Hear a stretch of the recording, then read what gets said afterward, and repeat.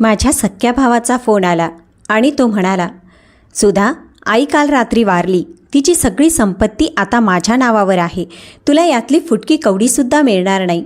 हे ऐकून मी गालातल्या गालात हसले, कारण माझी आई त्याच वेळी माझ्या अगदी बाजूला उभी राहून नुकताच केलेला वाफालेला चहा गाळत होती. माझ्या त्या मूर्ख भावाला हे कुठे ठाऊक होतं की गेल्या 3 वर्षापासून मी त्याची प्रत्येक चाल, प्रत्येक खोटं आणि प्रत्येक लबाडी रेकॉर्ड करत होते.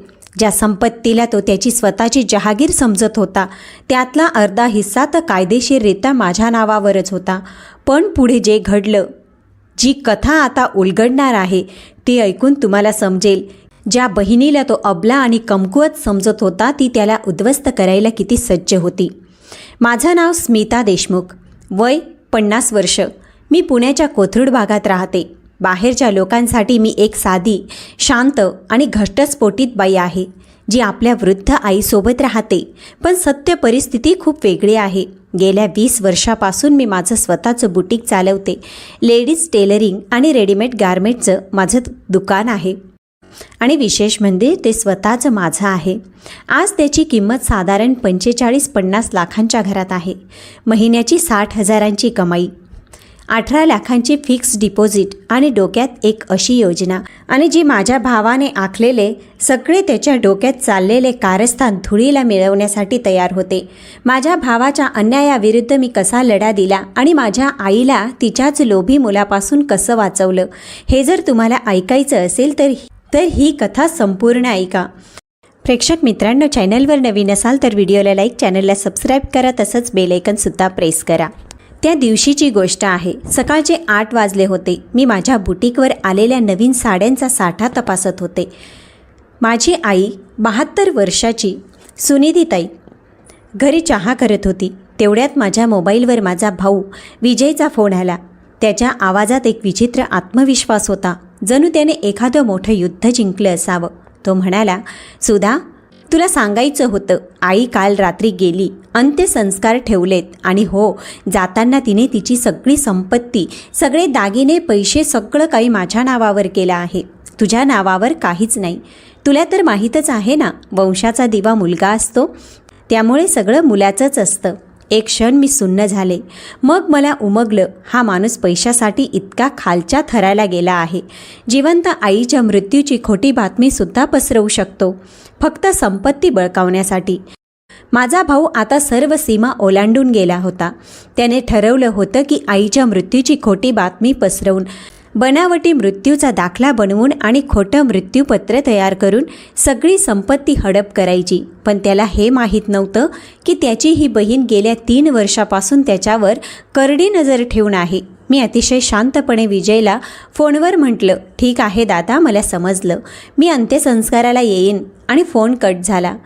त्यानंतर मी क्षणाचाही विलंब न करता माझी वकील मैत्रीण अनिताला फोन केला. अनिता माझी कॉलेजमधली जीवाभावाची मैत्रीण आणि गेल्या 5 वर्षापासून प्रॉपर्टी आणि फसवणुकीच्या केसेसमध्ये तिचं मोठं नाव आहे. मी तिला सगळी हकीकत सांगितली. अनिता गंभीर आवाजात म्हणाली, सुधा, हा तर फौजदारी गुन्हा आहे. खोटा मृत्यूचा दाखला बनवणं, बनावट मृत्यूपत्र तयार करणं, हे भारतीय दंड संहितेनुसार फसवणूक आणि जाल बनावटीच्या गंभीर कलमाखाली येतं. यासाठी त्याला सक्त मजुरीची शिक्षा होऊ शकते. तुझ्याकडे पुरावे आहेत? मी गालात हसले आणि म्हणाले, अनिता, माझ्याकडे फक्त पुरावे नाहीत तर त्याच्या विनाशाची संपूर्ण स्क्रिप्टसुद्धा तयार आहे. तुम्हाला प्रश्न पडला असेल की मी इतकी तयार कशी होते, तर ऐका. माझी कहाणी सुरू होते आजपासून 20 वर्षापूर्वी, जेव्हा मी 29 वर्षाचे होते आणि अत्यंत नरक यातना देणाऱ्या लग्नात अडकले होते. माझं लग्न सुधीर इनामदारशी झालं होतं. त्याचा इम्पोर्ट एक्सपोर्टचा व्यवसाय होता. सुरुवातीला सगळं छान वाटलं, पण हळूहळू त्याचे खरे रंग दिसू लागले. दारू पिणं, घरी येऊन मारहाण करणं आणि माझ्या कष्टाची कमाईसुद्धा ओढून घेऊन व्यवसायात उधळणं, हे नित्याचं झालं होतं. त्यावेळी मी एका भाड्याच्या जागेत छोटं शिलाईचं दुकान चालवायचे. महिन्याकाठी 10-15 हजार मिळायचे. पण सुधीरला तेही बघवत नव्हतं. तो म्हणायचा बायकांनी घरातच राहावं, हे दुकान बिकान बंद कर. जेव्हा मी नकार दिला तेव्हा त्याने माझ्यावर हात उचलायला सुरुवात केली. 6 वर्ष मी त्या नरकात काढले तेव्हा माझे आईबाबा हयात होते. बाबा पोस्टमास्तर म्हणून रिटायर झाले होते. त्यांनी मला खूप समजावलं, बाळा तू घटस्फोट घे. पण मी त्या काळात काडीमोड घेणं म्हणजे केवढी मोठी गोष्ट होती हे तुम्हाला माहीतच आहे. समाजाचा आणि नात्या गोत्याचा दबाव असायचा. पण 8 वर्षापूर्वी एके दिवशी सुधीरने मला इतकं बेदम मारलं की माझा हात मोडला. ते दिवशी मी ठरवलं, आता बस. मी पोलीस स्टेशन गाठलं, तक्रार नोंदवली, मेडिकल सर्टिफिकेट घेतलं आणि घटस्फोटाचा खटला दाखल केला. 1.5 वर्ष कोर्टाच्या पायऱ्या झिजवल्या, पण मी हार मानली नाही. अखेर 7 वर्षापूर्वी मला घटस्फोट मिळाला. तेव्हा माझं वय 42 होतं. मला मुलं बाळं नव्हती, मी एकटी होते. पण माझ्या पाठीशी माझी आई सुचित्रा खंबीरपणे उभ्या होत्या. माझे बाबा त्या घटनेच्या 2 वर्षाआधीच हृदयविकाराच्या झटक्याने गेले होते. सकाळी ऑफिसला जाण्याच्या तयारी असताना त्यांना अटॅक आला होता. ते आम्हाला सोडून गेले. आई पूर्णपणे कोलमडून गेली, पण तिने मला सावरलं. ती म्हणाली, सुधा आता आपण दोघींनी एकमेकांचा आधार व्हायचं. त्या काळात माझा भाऊ विजयची परिस्थिती तशी बरी होती. त्याचा कपड्यांचा होलसेलचा व्यवसाय होता. त्याची बायको निशा एका सरकारी शाळेत शिक्षिका होती. त्यांचा एक मुलगा होता अर्पण, जो तेव्हा 10 वर्षाचा होता. विजयदादा तेव्हाही थोडा स्वार्थीच होता म्हणा, पण तितका नाही जितका तो नंतर झाला. बाबांच्या मृत्यूनंतर त्याच्या संपत्तीची वाटणी झाली. कोथरूडमध्ये त्यांचा 3 बेडरूमचा फ्लॅट होता, ज्याची किंमत तेव्हा 50 लाखांच्या आसपास होती. त्यासोबत पोस्टाची पेन्शन, प्रॉव्हिडंट फंड आणि काही फिक्स्ड डिपॉझिट्स असं मिळून 65-70 लाखांची पुंजी होती. आईने स्पष्ट सांगितलं, मी माझ्याच घरात राहणार, माझं आयुष्य माझ्या अटींवर जगणार. विजयला हे मुळीच पटलं नाही. त्याची इच्छा होती की आईने एकतर त्याच्याकडे राहायला यावं किंवा तो फ्लॅट विकून पैसे वाटावेत. पण आईने त्याला निक्षून सांगितलं, हे घर मी आणि तुझ्या बाबांनी रक्ताचं पाणी करून बांधलंय. इथे माझ्या आठवणी आहेत. मी हे घर सोडणार नाही, मी इथेच राहणार. घटस्फोटानंतर मी आईला निक्षून सांगितलं आणि तिच्यासोबत राहायला गेले. सुधीरकडून कोर्टाच्या आदेशाने मला पोटगी म्हणून 12 लाख रुपये मिळाले होते. त्या पैशांचा विनियोग कसा करायचा हे मी पक्क ठरवलं होतं. कोथरूडच्या मुख्य मार्केटमध्ये एक छोटीशी जागा विक्रीला होती. तेव्हा तिची किंमत 15 लाख रुपये होती. माझ्याकडचे 12 लाख आणि वर 5 लाखांचं कर्ज काढून मी ती जागा विकत घेतली. हळूहळू कष्ट करून एक पैसा साठवून मी त्याचं एका सुसज्ज बुटीकमध्ये रूपांतर केलं. आज त्या दुकानाची किंमत 45 ते 50 लाखांच्या घरात आहे. माझं कर्ज 4 वर्षापूर्वीच फिटलं. आज मला दरमहा 60 हजारांची ठराविक मिळकत आहे. मी माझी स्वतःची फिक्स डिपॉझिट बनवली, LIC पॉलिसी काढली आणि माझ्या नावावर एक सेव्हिंग अकाउंटही उघडलं, ज्यातून आईला विचारल्याशिवाय किंवा तिच्या संमतीशिवाय कोणीही 1 रुपयासुद्धा काढू शकत नव्हतं. पण माझ्या सख्ख्या भावाला विजयला हे सगळं बघवत नव्हतं. त्याची बुरसटलेली विचारसरणी अशी होती की घटस्फोटीत बहिणीने गप गुमान आईच्या घरात पडून राहावं. तिचं स्वतःचं अस्तित्व कशाला हवं? माझं स्वतःचं दुकान, माझी कमाई हे सगळं त्याच्या डोळ्यात खुपत होतं. आणि जसजसा त्याचा स्वतःचा धंदा बुडू लागला तसतशी त्याची वक्र दृष्टी आईच्या संपत्तीवर वळू लागली. 5 वर्षापूर्वी विजयचा साड्यांचा व्यवसाय पार कोलमडला. त्याने व्यापारात काही चुकीचे निर्णय घेतले. काहींना उधारीवर माल दिला जो कधीच परत आला नाही आणि उरलेले पैसे त्याने जुगारात उधळले. हो, मला नंतर समजलं की विजयला मटका आणि जुगाराचा नाद लागला होता. त्याच्यावर 15-20 लाखांचं कर्ज होतं. तेव्हा त्याने पहिल्यांदा आईकडे पैशांची मागणी केली, 5 लाख रुपये. आईने विचारलं कशाला हवेत, तर म्हणाला धंद्यात गुंतवायचे आहेत. आईने भोळ्या भाबड्या मनाने तिची एक FD मोडली आणि त्याला पैसे दिले. पण ते पैसे धंद्यात नाही तर जुगाराचे कर्ज फेडण्यात गेले. 6 महिन्यानंतर तो पुन्हा आला. यावेळी 10 लाख मागितले. आईने स्पष्ट नकार दिला. ती म्हणाली, अरे विजय, आता माझ्याकडे एवढे पैसे नाहीत आणि आधीच्या 5 लाखांचं काय केलंस त्याचा हिशोब दे आधी. त्या दिवशी पहिल्यांदा विजय आईवर ओरडला. तो तावातावाने म्हणाला, मी तुझा मुलगा आहे, वंशाचा दिवा आहे मी. मला पैसे देणे तुझं कर्तव्य आहे आणि हे घरसुद्धा शेवटी मलाच मिळणार आहे. आई गप्प झाली. मी तेव्हा दुकानावर होते. संध्याकाळी घरी आले तेव्हा आईचे डोळे रडून सुजले होते. तिने मला सगळं सांगितलं. त्याच दिवशी मी ठरवलं की आता सावध राहावं लागेल. विजयची नजर आता पूर्णपणे घरादारावर होती. पुढच्या काही महिन्यात वहिनींचा म्हणजेच निशाचा स्वभावही बदलला. आधी ती आईचा खूप मानपान करायची, पण आता आई जेव्हा जेव्हा त्यांच्या घरी जायची तेव्हा निशा वहिनी तुसडेपणाने वागायची. कधी चहासुद्धा देत नसे. बाकी सगळ्यांसाठी श्रीखंडपुरी आणि आईसाठी साधं वरण भात. एकदा तर हद्दच झाली. राखी पौर्णिमेचा दिवस होता. मी आणि आई अर्पणला भेटायला त्यांच्या घरी गेलो होतो. निशा वहिनीने आम्हाला दारातच अडवलं. ती म्हणाली, अहो सासूबाई, अर्पण घरी नाही आहे, तो मित्रांसोबत बाहेर गेलाय. ते सरसकट खोटं होतं. मी खिडकीतून अर्पणला आत पाहिलं होतं. आई काहीच बोलली नाही. ती फक्त हसली आणि तिथून निघाली. घरी आल्यावर ती सरळ तिच्या खोलीत गेली. मी दाराच्या फटीतून पाहिलं. ती हुंदके देऊन रडत होती. त्या दिवशी माझा संताप अनावर झाला, पण मी स्वतःला सावरलं. रागाच्या भरात घेतलेला निर्णय कधीच योग्य नसतो हे मला माहीत होतं. त्यानंतरचे 6 महिने तर आणखीनच भयंकर होते. विजय तर दर आठवड्याला यायचा आणि पैशांसाठी तगादा लावायचा. कधी अर्पणच्या शाळेची फी, कधी आजारपण, तर कधी घराचा खर्च. कारणं वेगळी पण हेतू एकच असायचा, फक्त पैसे. आईला समजत होतं की हा खोटं बोलतोय, पण पोटच्या गोळ्याला ती नाही म्हणू शकत नव्हती. हळूहळू तिने तिच्या 3 FD मोडल्या.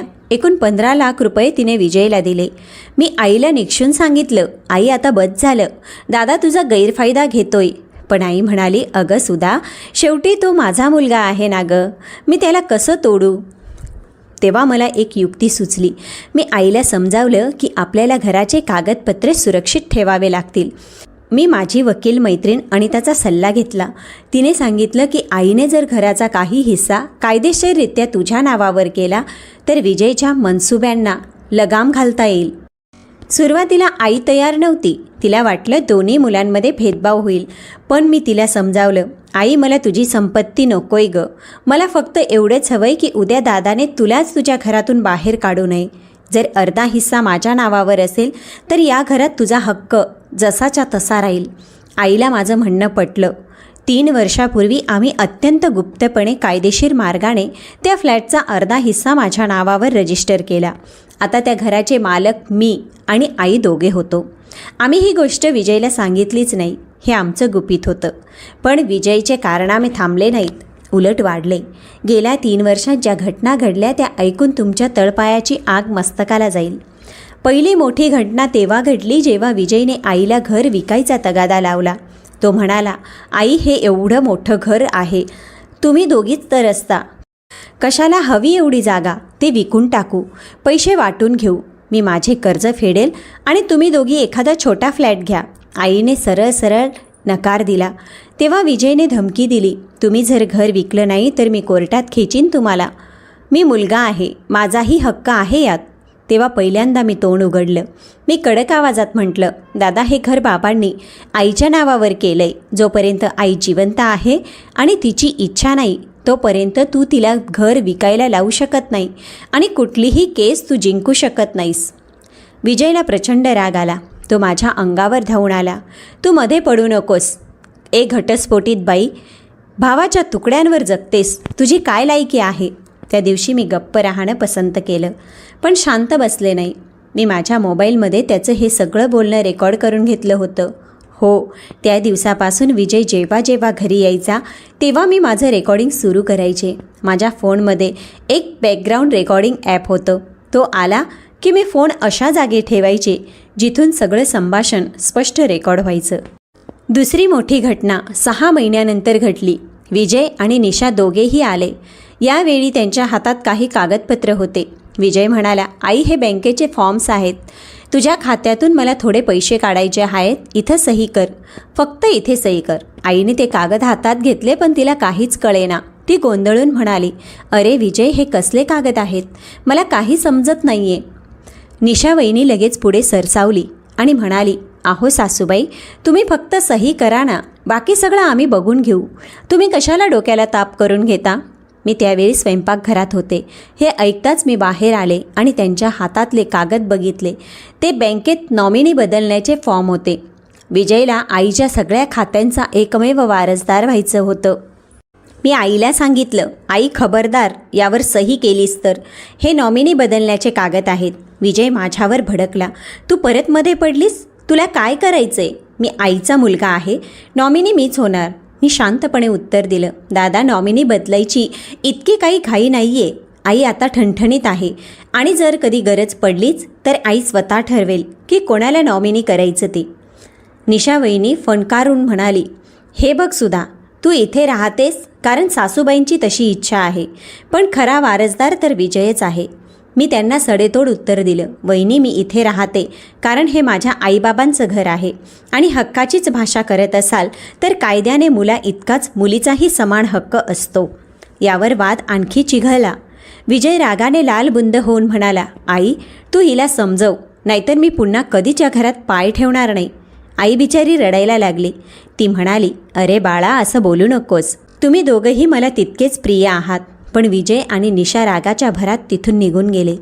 त्या दिवसानंतर पुढचे 3 महिने विजयने घराकडे ढुंकूनही पाहिलं नाही. ना फोन ना मेसेज. आई खूप अस्वस्थ असायची. रोज म्हणायची, काय माहीत माझा विजय कसा असेल, अर्पण बरा असेल ना.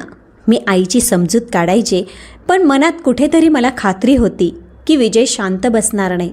तो नक्कीच काहीतरी मोठा डाव रचत असणार. आणि माझा अंदाज खरा ठरला. 3 महिन्यानंतर अचानक एके दिवशी विजय घरी आला, एकदम गरीब गाय बनून. त्याने आईचे पाय धरले, माफी मागितली. आई चूक झाली ग माझी, रागाच्या भरात बोललो, मला माफ कर. आईचं मन लगेच वितळलं. ती म्हणाली, अरे वेड्या, आई कधी लेकरावर राग धरून बसते का? ये बस. तिने त्याच्या आवडीचे गरम गरम थालीपीठ आणि गाजराचा हलवा बनवला. विजयनेही मोठ्या आवडीने खाल्ला आणि म्हणाला, आई तुझ्या हातची चव जगात कुठेच नाही. पण मला त्याचा हा बदललेला अवतार खटकत होता. विजय इतका सहज कसा बदलू शकतो? नक्कीच काहीतरी काळं बेरं आहे. आणि मी बरोबर होते. पुढच्या आठवड्यात तो पुन्हा आला. यावेळी तो म्हणाला, आई मला वाटतं तुझे सगळे महत्त्वाचे कागदपत्र आपण एकाच ठिकाणी सुरक्षित ठेवले पाहिजे. घरात चोरी मारीचा लई धोका असतो. आजकाल मी ते माझ्या बँक लॉकरमध्ये ठेवतो. आईने नकार दिला. नको रे बाबा, माझे कागद माझ्याकडेच बरे, मी ते कपाटात जपून ठेवते. विजयने पुन्हा पुन्हा आग्रह धरला, पण यावेळी मी सावध होते. मी मध्ये पडून म्हटलं, दादा जर आईचे कागद सुरक्षितच ठेवायचे असतील तर आम्ही आमचं स्वतंत्र लॉकर घेऊ, तुला त्रास नको. विजयच्या डोळ्यात राग तरळला, पण तो काही बोलला नाही. तसाच उठून निघून गेला. त्या रात्री मी सावधगिरी म्हणून आईचे सगळे महत्त्वाचे कागदपत्र, घराची कागदपत्र, बँक पासबुक, FDच्या पावत्या, पेन्शनचे कागद सगळं बाहेर काढलं. त्या सगळ्यांच्या झेरॉक्स प्रती काढल्या आणि मूळ कागदपत्र माझ्या स्वतःच्या बँक लॉकरमध्ये सुरक्षित हलवले. घरात फक्त झेरॉक्स प्रती ठेवल्या. आणि मी जे केलं ते किती योग्य होतं हे मला 2 आठवड्यानंतर कळलं. एके दिवशी मी दुकानावर होते. आई घरी एकटीच होती. विजय आणि निशा घरी आले. त्यांनी आईला सांगितलं, आम्हाला काही कामासाठी तुझ्या बेडरूममध्ये जायचं आहे. आईला संशय येण्याचं कारणच नव्हतं. विजय आईच्या खोलीत गेला आणि कपाट उचकटू लागला. हे मला कसं कळलं? कारण महिन्याभरापूर्वीच मी आईच्या खोलीत एक छुपे कॅमेरे लावले होते. हो, मी आता कोणावरही विश्वास ठेवण्याच्या मनस्थितीत नव्हते. माझ्या ओळखीच्या एका मुलाने मला तो वायफाय कॅमेरा बसवून दिला होता, ज्याचं लाईव्ह फुटेज मला माझ्या मोबाईलवर दिसायचं. खोलीत हालचाल झाली की मला नोटिफिकेशन यायचं. त्या दिवशी दुकानात बसल्या बसल्या मी फोनमध्ये पाहिलं तर विजय आईचं कपाट उघडत होता. मी सगळं काम सोडून घराकडे धावत सुटले, पण मी पोहोचेपर्यंत तो निघून गेला होता.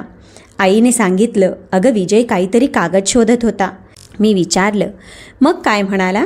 तर ती म्हणाली, काही नाही, असंच बघत होतो असं म्हणाला. मी कॅमेऱ्याचं रेकॉर्डिंग चेक केलं. विजयने घराच्या कागदपत्रांच्या आणि बँकेच्या डिटेल्सच्या झेरॉक्सचे फोटो मोबाईलमध्ये काढले होते. आता त्याचा हेतू स्पष्ट झाला होता. तो माहिती गोळा करत होता. पण ज्याला हे माहीत नव्हतं की त्याने त्याचे फोटो काढले, त्या फक्त झेरॉक्स होत्या आणि त्याही जुन्या. कारण अर्धं घर माझ्या नावावर झाल्याची माहिती त्या जुन्या कागदांवर नव्हतीच. पुढच्या काही महिन्यात विजयचा त्रास आणखी वाढला. आता त्याने सरळ सरळ आईला मानसिक त्रास द्यायला सुरुवात केली. एक दिवस तो एका माणसाला घेऊन आला. तो म्हणाला, तो माणूस स्वतःला इस्टेट एजंट म्हणत होता. त्याने आईला गळ घालण्याचा प्रयत्न केला. मावशी, तुमचं घर एकदम मोक्याच्या ठिकाणी आहे. मी तुम्हाला चांगली किंमत मिळवून देईन. 1,20,00,000. विचार करा. आईने स्पष्ट सांगितलं, मला घर विकायचं नाही आहे. पण तो एजंट म्हणाला, अहो मावशी, तुमचं आता वय झालं आहे. एवढं मोठं घर कशाला सांभाळताय? एक छोटा फ्लॅट घ्या आणि उरलेले पैसे मुलाबाळांमध्ये वाटून टाका. मी सरळ त्या एजंटला खडसावलं. आईने एकदा सांगितलं ना नाही म्हणून, मग विषय संपला. तुम्ही आता निघा.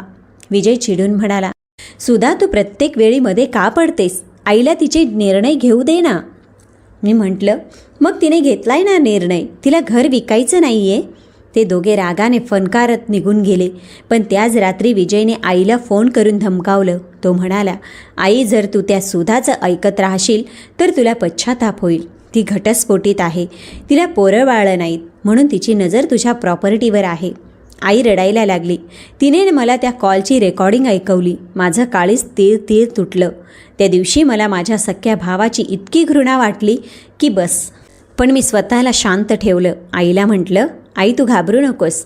दादा फक्त तुला भीती दाखवतोय. आपण काहीही होऊ देणार नाही.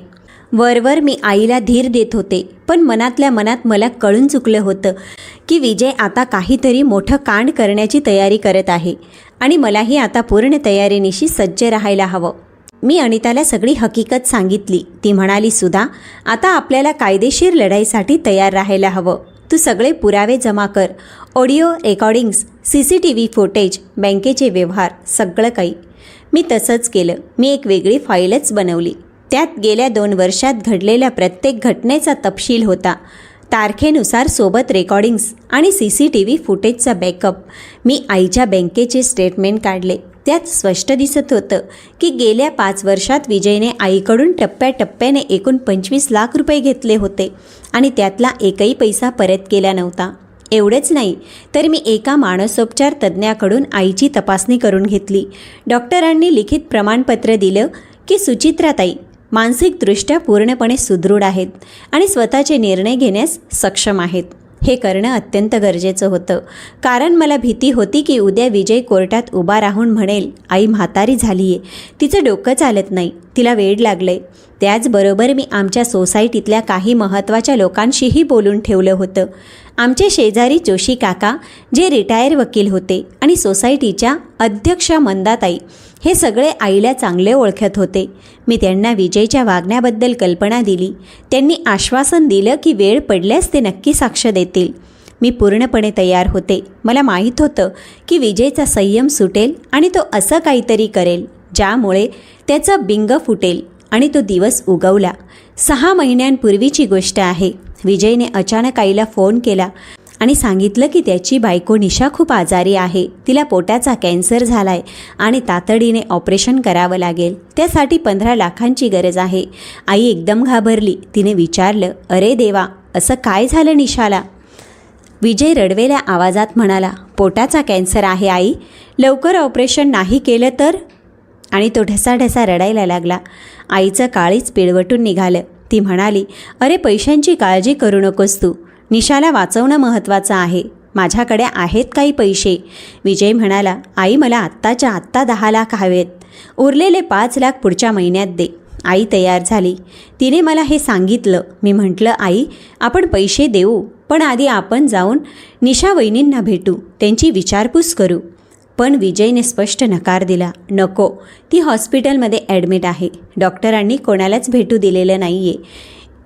इन्फेक्शनची भीती आहे. मला संशय आहे की मी गुपचूप निशा वहिनींच्या शाळेत फोन लावला. चौकशी केली असता कळलं की त्या तर रोज शाळेत येत आहेत. त्या ठणठणीत आहेत. त्यांना कुठलाही आजार नाही आहे. तेव्हा मला सगळा प्रकार समजला. विजयने निव्वळ पैशांसाठी कॅन्सरचं नाटक रचलं होतं. स्वतःच्या बायकोच्या आजारपणाचा खोटा बनाव. किती खालच्या थराला गेला होता हा माणूस. मी आईला सगळं सत्य सांगितलं. सुरुवातीला आईचा विश्वासच बसेना. मग जेव्हा मी तिला शाळेतून मिळालेली माहिती दिली तेव्हा ती अगदी सुन्न झाली. तिच्या तोंडातून शब्दच फुटत नव्हते. ती फक्त एवढंच म्हणाली, माझा पोटचा गोळा माझ्याशी एवढे मोठे खोटे बोलू शकतो. मी तिला समजावलं, आई आता तरी डोळे उघड, दादाला तुझी काहीच पडलेली नाही, त्याला फक्त तुझे पैसे हवेत. आईच्या डोळ्यात पाणी आलं, पण त्या दिवशी आईमध्ये काहीतरी बदललं. तिने डोळे पुसले आणि म्हणाली, सुधा आता तूच सांग काय करायचं ते. मी आणि अनिताने मिळून एक योजना आखली. ती योजना मी आईला सांगितली. मी म्हटलं, आई आता त्याला अद्दल घडवावीच लागेल, पण त्यासाठी त्याला रंगेहात पकडावं लागेल. आईने विचारलं, पण कसं? मी समजावलं, दादा आत्तापर्यंत छोट्या मोठ्या फसवणुकी करत होता, पण आता आपण त्याला अशी संधी द्यायची जिथे तो असा काही गुन्हा करेल की पोलिसांना हस्तक्षेप करावाच लागेल. योजना अशी होती, आम्ही विजयला असं भासवलं की आई आता थकली आहे, ती कमकुवत झाली आहे आणि आता ती त्याला संपत्ती द्यायला तयार आहे, आणि जेव्हा तो त्याच्या हावेपोटी मोठी चूक करेल तेव्हा आपण त्याला पकडायचं. ठरल्याप्रमाणे आईने विजयला फोन केला. ती म्हणाली, विजय मी आता म्हातारी झाली रे, मला वाटतं आता माझ्या संपत्तीचा काहीतरी निकाल लावला पाहिजे, तू येऊन भेट मला. विजयच्या आनंदाला पारावार उरला नव्हता. तो म्हणाला, हो आई तू अगदी बरोबर विचार केलाय, मी येतोय. दुसऱ्या दिवशी विजय आला. सोबत एक वकीलही होता. त्या वकिलाच्या हातात आधीच तयार केलेली काही कागदपत्र होती, मृत्यूपत्र. त्यात लिहिलं होतं की आई तिची सगळी संपत्ती विजयच्या नावावर करत आहे. आईने कागद वाचले आणि विचारलं, अरे पण सुधाचं काय, तिला काहीच नाही का? विजय म्हणाला, आई सुधाचं काय, तिचं दुकान आहे, कमाई आहे, तिला कशाची गरज आहे? आणि तसंही वंशाचा दिवा मी आहे, पहिला हक्क माझाच ना. मी बाजूला उभी राहून हे सगळं शांतपणे ऐकत होते. माझा फोन खिशात चालू होता आणि सगळं रेकॉर्डिंग करत होता. आई म्हणाली, बरं ठीक आहे, पण मला विचार करायला थोडा वेळ दे. विजयचा चेहरा पडला, पण त्याने ते कागद तिथेच ठेवले आणि म्हणाला, ठीक आहे आई, विचार कर, पण लवकर निर्णय घे, म्हातारपण आहे, कधी काय होईल सांगता येत नाही. ते शेवटचं वाक्य ती एक प्रकारची धमकीच होती. माझ्या अंगावर काटा आला. त्यानंतरचे 3 महिने फार तणावाचे गेले. विजय दर आठवड्याला यायचा आणि आईवर सही करण्यासाठी दबाव टाकायचा. कधी प्रेमाने समजवायचा तर कधी भीती दाखवायचा. एकदा म्हणाला, आई जर तू मृत्यूपत्र केलं नाहीस आणि तुला काही झालं तर ही सगळी प्रॉपर्टी कोर्ट कचेरीत अडकून पडेल, वर्षानुवर्ष केस चालत राहील. दुसऱ्यांदा म्हणाला, म्हातारपणी असं एकटीने राहणं बरोबर नाही, तू माझ्याकडे राहायला ये, सुधाचं तिचं ती बघेल. तिसऱ्यांदा तर त्याने हद्दच केली. तो म्हणाला, आई जर तू सुधाचंच ऐकत राहशील तर तुला वृद्धाश्रमात टाकावं लागेल. प्रत्येक वेळी मी सगळं काही रेकॉर्ड करत होते. आता माझ्याकडे एवढे पुरावे होते की कोणत्याही कोर्टात विजयचं बिंग फुटलं असतं. पण मी वाट पाहत होते. मला माहीत होतं की विजयचा धीर सुटेल आणि तो असा काही गुन्हा करेल ज्यामुळे त्याला थेट तुरुंगाची हवा खावी लागेल. आणि तो दिवस उजाडला. 2 महिन्यांपूर्वीची गोष्ट आहे. संध्याकाळची वेळ होती. विजय एकटाच घरी आला. तो खूप अस्वस्थ आणि चिडलेला दिसत होता. विजय एकदम काकुळतीला येऊन म्हणाला, आई मी खूप मोठ्या संकटात सापडलोय ग. माझ्यावर सावकाराचं 30 लाखाचं कर्ज झालंय. ते लोक मला जीवे मारण्याची धमकी देत आहेत. आईच्या पायाखालची जमीन सरकली. ती थरथरत म्हणाली, अरे देवा, विजय एवढं कर्ज कसं काय झालं रे बाळा? विजय रडवेला चेहरा करून म्हणाला, धंद्यात लावले होते पैसे, पण सगळे बुडाले. आता माझ्याकडे दुसरा कुठलाच मार्ग नाहीये. तू हे घर गहाण ठेव, मी सगळं कर्ज फेडून टाकेन. आईने निक्षून सांगितलं, अरे वेड्या, घर कसं गहाण ठेवू? आपण राहायचं कुठे मग? विजय गयावया करत म्हणाला, आई फक्त 2-3 महिन्यांची गोष्ट आहे. मी सगळं ठीक करेन आणि घर सोडवून आणेन. तू काळजी करू नकोस. पण आईने ठाम नकार दिला. नाही बाळा, काहीही झालं तरी मी हे घर गहाण ठेवू शकत नाही. हे तुझ्या बाबांची शेवटची निशाणी आहे. हे ऐकताच विजयचा संयम सुटला. तो तावातावाने ओरडला, मग मी काय मरू का? सावकार माझे तुकडे करतील. तुला तुझ्या मुलाच्या जीवापेक्षा ह्या विटा मातींचं घर जास्त महत्त्वाचं वाटतं का? आई ढसाढसा रडली. मी मध्ये पडले. दादा शांत हो, आपण काहीतरी मार्ग काढू. पण विजय माझ्यावरच खेकसला, तू तर गप्पच बस. तुझ्यामुळेच आई मला काही देत नाहीये. तूच तिचे कान भरतीयेस. रागाच्या भरात त्याने माझ्यावर हात उगारला. मी भेदरले. पण तेवढ्यात शेजारचे जोशी काका आरडाओरडा ऐकून धावत आले. त्यांनी विजयला अडवलं. अरे विजय, हे काय चाललंय? बहिणीवर हात उचलतोस? लाज वाटली पाहिजे तुला. जोशी काकांना बघून विजय थोडा नरमला, पण जाताना म्हणाला, काका तुम्ही आमच्या घरच्या भानगडीत पडू नका. असं म्हणून तो रागाने निघून गेला. त्या रात्री मी माझ्या वकील मैत्रिणीला म्हणजेच अनिताला घरी बोलावलं. सगळी हकीकत सांगितली. अनिता म्हणाली, सुधा आता पाणी डोक्यावरून चाललंय, आपण पोलिसात तक्रार द्यायला हवी. त्याने तुझ्यावर हात उचलण्याचा प्रयत्न केला, हा मारहाणीचा गुन्हा ठरू शकतो. मी विचार केला आणि म्हणाले, नाही ग अनिता, आता नको. मला वाटतं विजय आता काहीतरी मोठं पाऊल उचलणार आहे, आपण थोडी वाट बघूया. आणि माझा अंदाज तंतोतंत खरा ठरला.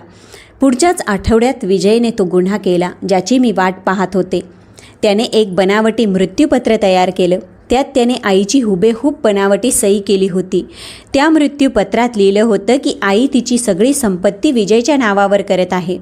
सोबत एक पत्र जोडलं होतं ज्यात लिहिलं होतं, माझं आता वय झालंय आणि माझी निर्णय क्षमता कमी झाली आहे, त्यामुळे मी माझ्या सगळ्या संपत्तीचे अधिकार माझ्या मुलाला देत आहे. हे कागदपत्र घेऊन त्याने एका वकिलाकडून नोटरी तयार करून घेतली. त्यानंतर तो थेट बँकेत गेला आणि आईच्या खात्याला स्वतःचं नाव जोडण्याचा प्रयत्न केला. पण बँकेने त्याला अडवलं आणि सांगितलं, खातेधारकाला स्वतः यावं लागेल. तेव्हा विजयने दुसरी चाल खेळली. तो दुय्यम निबंधक कार्यालयात गेला आणि घराची मालकी स्वतःच्या नावावर करून घेण्याचा प्रयत्न करू लागला. त्याच्या हातात ते बनावट मृत्यूपत्र आणि खोटी पॉवर ऑफ अटर्नी होती. पण त्याला हे माहीत नव्हतं की मी आधीच त्या कार्यालयात एक कॅवेट दाखल करून ठेवलं होतं. त्यात मी लिहून ठेवलं होतं, माझी आई सुचित्रा देशमुख यांच्या संपत्तीबाबत कोणताही व्यवहार करायला आल्यास आधी मला कळवण्यात यावं. त्यामुळे विजय तिथे पोहोचताच मला तिथल्या अधिकाऱ्यांचा फोन आला. मी आणि अनिता लगेच तिथे पोहोचलो. आम्ही साहेबांना सांगितलं, साहेब, हे मृत्यूपत्र बनावटी आहे आणि त्यावरची सहीसुद्धा खोटी आहे. साहेबांनी कागदपत्र तपासली आणि गंभीर होत म्हटलं, हे प्रकरण खूप सिरियस आहे, मला पोलिसांना कळवावं लागेल.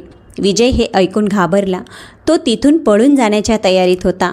पण अनिताने आधीच बाहेर 2 हवालदारांना बोलावून ठेवलं होतं. त्यांनी विजयला दारातच पकडलं.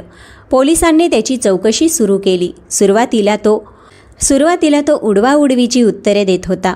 हे मृत्यूपत्र खरं आहे, आईनेच सही केली आहे, असं तो छातीठोकपणे सांगत होता. पण जेव्हा इन्व्हेस्टर साळवींनी त्याला दम भरला, आम्ही फॉरेन्सिक लॅबमध्ये सही तपासायला पाठवू, खोटं निघाले तर आत सडशील, तेव्हा विजयची बोबडी वळली.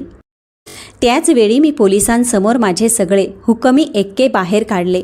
गेल्या 3 वर्षाच्या फोन रेकॉर्डिंग्स, CCTV फुटेज, बँकेचे स्टेटमेंट, सगळं काही. आणि सर्वात महत्त्वाचं म्हणजे मी त्यांना सांगितलं की घराचा अर्धा हिस्सा कायदेशीररित्या माझ्या नावावर आहे, जे विजयला माहीतच नव्हतं. पोलिसांनी विजयला जागीच अटक केली. फसवणूक, बनावटी कागदपत्रे तयार करणे आणि ज्येष्ठ नागरिकांचा छळ अशा गंभीर कलमाखाली त्याच्यावर गुन्हा दाखल झाला. पण ही लढाई इथेच संपली नाही. तुरुंगात असूनही विजयने हार मानली नव्हती. त्याने तुरुंगातील निशाला निरोप पाठवला, जा आणि आईला समजव, केस मागे घ्यायला लाव. निशा वहिनी रडत रडत घरी आल्या. त्या आईच्या पाया पडल्या, सासूबाई, अहो विजयला माफ करा ना, ते चुकले आहेत, पण शेवटी तुमचेच मुलं आहेत ना ते, त्याला जेलमध्ये नका सडू देऊ. आईचं मातृहृदय पुन्हा एकदा पाझरू लागलं. तिच्या डोळ्यात पाणी आलं. मला लगेच धोक्याची घंटा ऐकू आली. मी आईला म्हटलं, आई, जर तू यावेळी त्याला माफ केलंस ना, तर तो पुन्हा तेच करेल. तो तुझं आणि माझं जगणं अगदी कठीण करून टाकेल. निशा वहिनी माझ्यावर खेकसल्या, सुधा, तुला सख्या भावाची दया येत नाही का गं? तुला त्याला तुरुंगात बघून आनंद होतोय का? मी शांत पण ठाम आवाजात म्हणाले, वहिनी, मला माझ्या भावाचा तिरस्कार नाही, पण मला माझ्या आईवर जास्त प्रेम आहे. आणि जो कोणी माझ्या आईला त्रास देईन, मग तो माझा भाऊ का असेना, मी त्याला सोडणार नाही. शेवटी आईने कठोर निर्णय घेतला. तिने निशाला सांगितलं, बाळा, माझं विजयवर खूप प्रेम आहे, पण त्याने जे केलंय ते गुन्हेगारी आहे. त्याला त्याच्या कर्माची फळं भोगावीच लागतील, तेव्हाच तो सुधारेल. मी केस मागे घेणार नाही. निशा वहिनी संतापाने निघून गेली. आणि काय सांगावं, 4च दिवसात त्यांनी विजयला घटस्फोटाची नोटीस पाठवली. त्यांना वाटलं की गुन्हेगार नवऱ्यासोबत राहण्यापेक्षा वेगळं झालेलं बरं, निदान आपली नोकरी आणि इज्जत तरी वाचेल. इकडे विजय तुरुंगात पूर्णपणे कोलमडला. धंदा आधीच बुडाला होता. आता बायकोनेही साथ सोडली. त्याचा मुलगा अर्पणसुद्धा आता त्याला भेटायला येत नव्हता. कोर्टात केस चालली. विजयच्या वकिलाने त्याला वाचवण्याचा खूप प्रयत्न केला, पण माझ्याकडे पुरावे इतके भक्कम होते की पळवाटच उरली नव्हती. कोर्टाने विजयला फसवणूक आणि बनावटगिरीच्या गुन्ह्यात 5 वर्षाची सक्त मजुरीची शिक्षा सुनावली. सोबत 1 लाखाचा दंड ठोठावला आणि आदेश दिला की आईकडून घेतलेले 25 लाख रुपये त्याने परत करावेत. पण विजयकडे आता पैसे होतेच कुठं? त्याची उरली सुरली इस्टेट कोर्टाने जप्त केली, कारण आईचे 25 लाख रुपये परत करण्यासाठी त्याच्याकडे रोख रक्कम नव्हतीच. आज विजय तुरुंगात आहे. त्याला 5 वर्षाची शिक्षा भोगायची आहे. इकडे निशा वहिनीचा घटस्फोट झाला. अर्पण आता त्याच्या आईसोबत राहतो. त्याने त्याच्या गुन्हेगार बापाशी म्हणजेच विजयशी सगळे संबंध तोडले. आता मी तुम्हाला त्या फोन कॉलची खरी हकीकत सांगते, ज्याचा उल्लेख मी कथेच्या सुरुवातीला केला होता. 3 आठवड्यांपूर्वीची गोष्ट आहे. मला तुरुंगातील विजयचा फोन आला. तो म्हणाला, सुधा, तुला सांगायचं होतं, आई काल रात्री गेली. अंत्यसंस्कार शुक्रवारी ठेवलेत. आणि हो, जाताना तिने तिची सगळी संपत्ती माझ्या नावावर केली आहे. तुझ्या हातात काही लागणार नाही. सुरुवातीला मी क्षणभर गोंधळले, पण नंतर मला समजलं. विजयने तुरुंगात बसल्या बसल्या त्याची शेवटची चाल खेळली होती. त्याला वाटलं की आईच्या मृत्यूची खोटी बातमी पसरवून आणि बनावट मृत्यूचा दाखला बनवून तो ही संपत्ती हडप करू शकेन. पण मी फोनवर त्याला काहीच उत्तर दिलं नाही. फक्त गालातल्या गालात हसले, कारण त्याच वेळी माझी आई सुचित्रा माझ्या बाजूला उभी राहून चहा गाळत होती. मी लगेच अनिताला आणि इन्स्पेक्टरांना फोन केला. विजयच्या या नवीन डावाबद्दल त्यांना सांगितलं. पोलिसांनी तपास केला तेव्हा धक्कादायक बातमी समोर आली. विजयने तुरुंगातूनच एका दलालाशी संपर्क साधला होता. पैशांच्या लालसेपोटी त्याला दलालाने आईचा खोटा मृत्यूचा दाखला आणि एक बनावट मृत्यूपत्र तयार करून दिलं होतं. त्या मृत्यूपत्रात लिहिलं होतं, मरण्यापूर्वी मी माझी सगळी संपत्ती माझ्या मुलाला विजयला देत आहे. मी ठरवलं की आता याचा शेवट करायचाच. मी विजयला उलट फोन केला नाही. त्याला असंच वाटू दिलं की मी त्याच्या या खोट्या बोलण्यावर विश्वास ठेवलाय आणि घाबरले आहे. शुक्रवारी ज्या दिवशी विजयने अंत्यसंस्काराचा बनाव रचला, त्या दिवशी मी आमच्या घरी एक बैठक बोलावली. मी मुद्दाम विजयच्या वकिलाला आणि त्या दलालाला घरी बोलावलं. सोबत साध्या वेशातले पोलीस, अनिता, आमचे शेजारी जोशी काका आणि सोसायटीचे चेअरमॅनसुद्धा हजर होते. सगळे हॉलमध्ये जमले. विजयचा वकील मोठ्या आत्मविश्वासाने टेबलावर कागदपत्र आपटत म्हणाला, हे बघा, हे सुचित्रा देशमुख यांचं डेथ सर्टिफिकेट आणि हे त्यांचं मृत्यूपत्र. यात स्पष्ट लिहिलंय की सगळं काही विजयरावांच्या नावावर आहे. मी शांतपणे म्हटलं, ठीक आहे वकील साहेब, पण मला एक प्रश्न विचारायचा आहे. वकील म्हणाला, विचारा. मी म्हटलं, जर माझी आई मेली आहे तर मग ती तिथे किचनमध्ये काय करतीये? आणि त्याच वेळी हातात चहाचा ट्रे घेऊन आई किचनमधून बाहेर आली. ती म्हणाली, घ्या वकील साहेब, चहा घ्या. तो प्रसंग बघण्यासारखा होता. वकिलाचा चेहरा भीतीने पांढरा फट्टक पडला. त्याला घाम फुटला. तो दलाल तर तिथून पळून जाण्याच्या प्रयत्नातच होता. पण साध्या वेशातल्या पोलिसांनी दोघांच्याही मानेला धरलं. पोलिसांचा मार पडताच त्या दलालाने पोपट्यासारखं सगळं बोलून टाकलं. त्याने कबूल केलं की विजयने तुरुंगात बसून पैसे देण्याचं आमिष दाखवून हे सगळं करायला सांगितलं होतं. पोलिसांनी विजयवर नवीन गुन्हे दाखल केले. जिवंत व्यक्तीचा मृत्यूचा दाखला बनवणे हा गंभीर गुन्हा आहे. या नवीन गुन्ह्यामुळे त्याला 5 वर्षाच्या शिक्षेत आणखी 2 वर्षाची वाढ झाली. आता त्याला एकूण 7 वर्ष तुरुंगात सडावं लागणार होतं. त्या वकिलाला आणि दलालाला सुद्धा 3-3 वर्षाची शिक्षा आणि मोठा दंड ठोठावण्यात आला. आज आमचं आयुष्य खूप शांततेत चालतंय. आता कोणाचीही भीती नाही. मी माझं बुटीक चालवते. आई घर सांभाळते. संध्याकाळी आम्ही दोघी बाल्कनीत बसून चहा पितो, गप्पा मारतो. आईची पेन्शन आणि आमची जमापुंजी आता सुरक्षित आहे. घर आता पूर्णपणे आमच्या दोघींच्या संयुक्त नावावर आहे, जे आमच्यापासून कोणीच हिरावून घेऊ शकत नाही. सोसायटीत आणि नातेवाईकांमध्ये आमचा आता खूप मान आहे. सगळ्यांना माहिती आहे की आम्ही एका अन्यायाविरुद्ध किती मोठी लढाई लढलो आणि ती जिंकलीसुद्धा. कधी कधी आईला विजयची आठवण येते. ती रडते, म्हणते, सुधा, शेवटी माझा मुलगा होता ग तो. मी त्याला लहानाचं मोठं केलं आणि आज तो तुरुंगात आहे. मी तिची समजूत काढते. आई, तू काहीही चुकीचं केलं नाहीस. विजयने स्वतःच्या हाताने त्याचं आयुष्य वाया घालवलं आहे. तू फक्त तुझ्या हक्कासाठी आणि स्वाभिमानासाठी लढली आहेस आई. आईला ते पटलं. ती म्हणते, हो सुधा, तू अगदी बरोबर आहेस. जर तू नसतीस तर आज मी रस्त्यावर आले असते. मी हसत म्हणाले, आई, मी आहे ना. जोपर्यंत मी आहे तुला काळजी करायची गरज नाही. आता तुम्हाला विजयची काय अवस्था आहे ते सांगते. तुरुंगात विजयचे हाल होत आहेत. ज्याला कायम एसीमध्ये राहायची आणि गादीवर झोपायची सवय होती, त्याला तुरुंगातील ती कडक शिस्त सहन होत नाहीये. त्याला रोज पहाटे 5 वाजता उठावं लागतं, जेलचं बेचव जेवण खावं लागतं आणि कष्टाची कामं करावी लागतात. त्याची तब्येत बिघडली आहे. त्याला आता मधुमेह झाला, पायात सतत कळ येते. पण तुरुंगात कसले आलेत लाड. तिथे साधी गोळी मिळायला सुद्धा मारामारी असते. निशा वहिनींनी दुसरं लग्न केलंय आणि ती सुखात आहे. अर्पण तर त्याला बाबा म्हणायला सुद्धा तयार नाही. विजय पूर्णपणे एकटा पडलाय. बाहेरच्या जगात त्याची इज्जत कवडीची सुद्धा उरली नाही. जे मित्र त्याच्या पैशावर पार्टी करायचे ते आता त्याच्या नावाने बोटं मोडतात. त्याच्याकडे आता फुटकी कवडी नाही. जे काही होतं ते कोर्टाने आईचे पैसे परत करण्यासाठी जप्त केलं. जेव्हा तो 7 वर्षांनी बाहेर येईल तेव्हा तो रस्त्यावरचा भिकारी झालेला असेल. मी ऐकलंय की विजय तुरुंगात खूप रडतो. त्याला खूप पश्चाताप होतोय. तो म्हणतो, कदाचित मी पैशाच्या लोभापायी आईला आणि बहिणीला त्रास दिला नसता. कदाचित मी माझं हसतं खेळतं कुटुंब तोडलं नसतं. पण आता वेळ निघून गेली आहे. आता पस्तावा करून काय फायदा. तुरुंगातल्या इतर कैद्यांमध्ये सुद्धा त्याला काहीच मान नाही. इतर कैदी त्याला कलियुगाचा श्रावण बाळ म्हणून चिडवतात. पोलीस शिपाईसुद्धा त्याला टोमणे मारतात. आईच्या खोट्या अंत्यसंस्काराची तयारी झाली का? विजय लाजेने मान खाली घालतो. मला त्याची आता दया येत नाही, कारण जशी करणी तशी भरणी. त्याने पैशासाठी आईला छळलं, मला त्रास दिला. त्याची शिक्षा त्याला मिळायलाच हवी. या सगळ्या प्रवासात मी एकच गोष्ट शिकले, जर तुमच्या बाजूने सत्य असेल आणि तुमची लढण्याची तयारी असेल तर तुम्ही जगातल्या कोणत्याही संकटाचा सामना करू शकता. धैर्य आणि योग्य नियोजन असेल तर विजय नक्कीच होतो.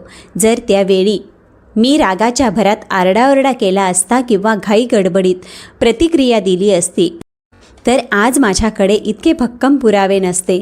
पण मी संयम राखला. संतपणे आणि डोळसपणे मी विजयच्या प्रत्येक चालीवर नजर ठेवली.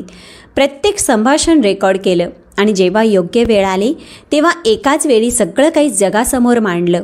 आज माझं बुटीक खूप जोरात चाललंय. माझ्या ग्राहकांची संख्या दुप्पट झाली आहे, कारण माझी ही कहाणी आता कोथरूडमध्ये सगळ्यांना माहीत झाली आहे. अनेक बायका माझ्याकडे येतात आणि म्हणतात, सुधाताई, तुम्ही आमच्यासाठी प्रेरणा आहात. स्वतःसाठी आणि आईसाठी तुम्ही जे काही केलंत ते खूप धाडसाचं काम आहे. काही स्त्रिया तर त्यांच्या घरच्या अडचणी घेऊन माझ्याकडे येतात. त्या सांगतात की त्यांच्यावरही घरात असाच अन्याय होतोय. तेव्हा मी त्यांची भेट माझ्या वकील मैत्रिणीशी अनिताशी करून देते. आम्ही दोघी मिळून त्यांना कायदेशीर मदत करण्याचा प्रयत्न करतो. माझी आई सुचित्रा आता खूप आनंदी असते. म्हातारपणात तिला जे मानसिक स्वास्थ्य हवं होतं ते आता तिला मिळालंय. ती रोज सकाळी देवळात जाते, तिथल्या भजनी मंडळात रमते, संध्याकाळी सोसायटीतल्या मैत्रिणींसोबत गप्पा मारते. तिच्या आयुष्यात आता कुठलंही टेन्शन नाही. आम्ही आमचं घर पुन्हा नव्याने सजवलंय. जुने पडदे बदलले, भिंतींना छान रंग दिला, नवीन फर्निचर आणलं. आईच्या खोलीत एक आरामशीर इझी चेअर ठेवली आहे, ज्यावर बसून ती तिची आवडीची पुस्तकं वाचते.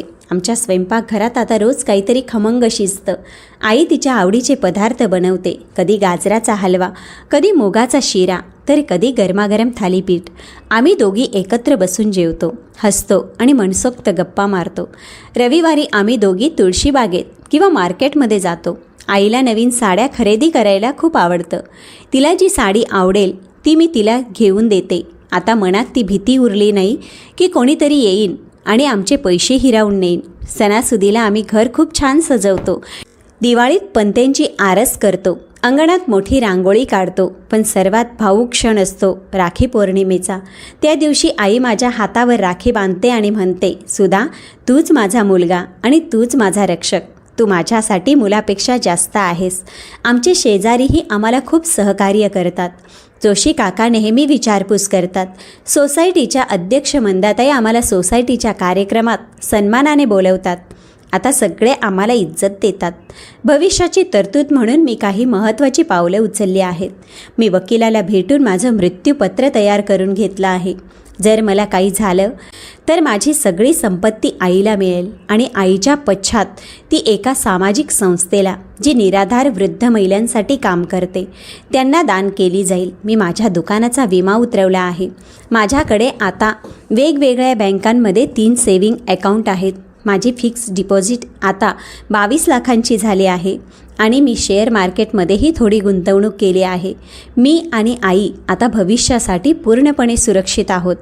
कधीकधी मी विचार करते, हे सगळं वेगळं असू शकलं असतं का? विजय चांगला वागू शकला असता का?